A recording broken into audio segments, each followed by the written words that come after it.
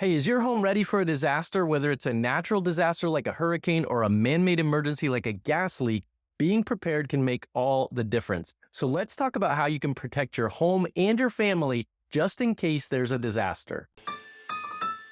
One of the first things you need to do is think about what kind of disasters could actually affect your home in the location where you live. It's important to consider both natural disasters, things like floods, earthquakes, wildfires, etc., and then man-made events too, such as fires, power outages, and gas leaks. Knowing what could happen helps you prepare more effectively. A lot of natural disasters depend on the region of the country that you're living in. So if you live in a place that's susceptible to hurricanes, then you need to know that. If you're in a flood zone, you should prepare for that too. Do a quick Google search to find out if you're in a flood zone. If you think earthquakes might affect you, then think about that as you move through this video and make your preparations. Next up, create a disaster plan. This plan should outline specific actions for different emergency scenarios. Make sure everyone in your house knows the plan and practice it regularly. Identify safe spots in your home for various disasters. For instance, during a tornado, you might go to the basement, but if it's a fire, everyone should know the quickest escape routes. The key to being prepared is thinking ahead and making a plan. Your next step is to stay informed. Sign up for local emergency alerts and keep track of those weather forecasts. I know that whenever it's hurricane season here, I am watching the weather forecasts. You know what they say, knowledge is power. Have a list of emergency contacts handy, including utility companies and local authorities, so you know who to call when you need help. Keep those emergency contacts in an easy-to-find place. I like to keep mine on the refrigerator, so I always know where those numbers are whenever I need them.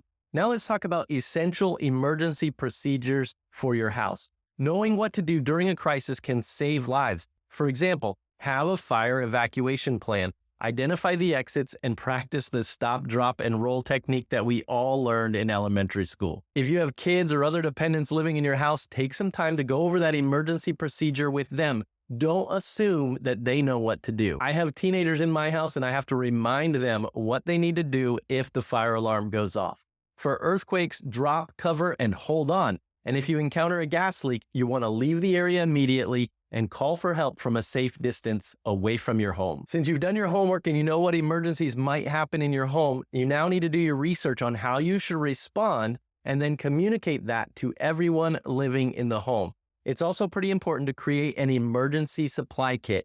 Your kit should include essentials like at least 1 gallon of water per person per day for 3 days. Some non-perishable food should also be in that kit. You should also have a first aid kit, flashlights with extra batteries, and important documents stored in a waterproof container. Sometimes Ziploc bags can help with that. Having these items on hand can make a significant difference during an emergency. And while immediate preparations are critical, let's also talk about long-term safety strategies.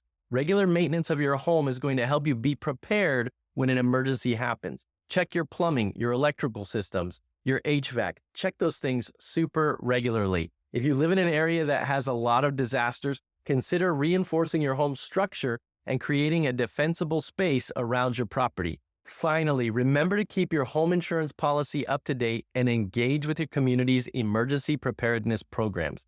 Knowing your neighbors and having a support network can also be invaluable during a disaster. So get out and talk with the neighbors and make sure that you can contact them if there's an emergency. Offer to be there for them as well so you all can be prepared when an emergency strikes. Disaster preparedness isn't just about being ready for the worst, it's about peace of mind. By taking these proactive steps, you can protect your home and your loved ones from potential disasters. Thanks so much for watching. If you found this video helpful, please like, subscribe, and share your own preparedness tips in the comments below. Stay safe, and I'll see you in the next video.